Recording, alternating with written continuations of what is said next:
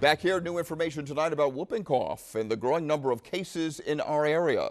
Medical experts are warning parents to take extra precautions to protect children from the highly contagious respiratory virus. Action News reporter Caroline Goggin has the latest on the spread.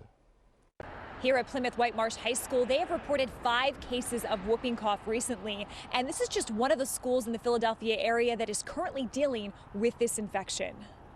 Officials at Children's Hospital of Philadelphia have put out a warning about whooping cough, as they say cases across the country continue to rise.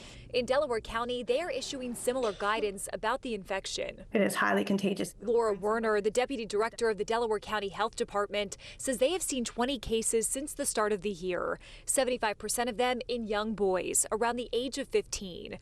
She says it's common for whooping cough to spread among young people, especially in a school setting. It happens every 3 to 5 years across the globe that we see these cycles of cases coming up. Whooping cough, also known as pertussis, is caused by a bacteria spread through the air when an infected person coughs or sneezes. The main symptom is a severe cough, but it requires a diagnosis. The only really official way to find out for sure is to get tested in a doctor's office. Right now, health officials in Chester County have identified an outbreak in schools there. They say more than 25 cases affecting multiple districts have been reported.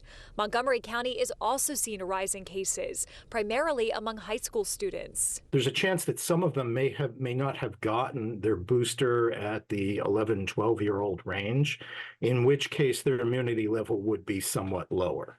Dr. Richard Lorraine, the medical director in the county, says the best way to protect yourself is to get vaccinated. He says people should take precautions, but not panic. Just it happens to be one of those times when we're seeing a few more cases.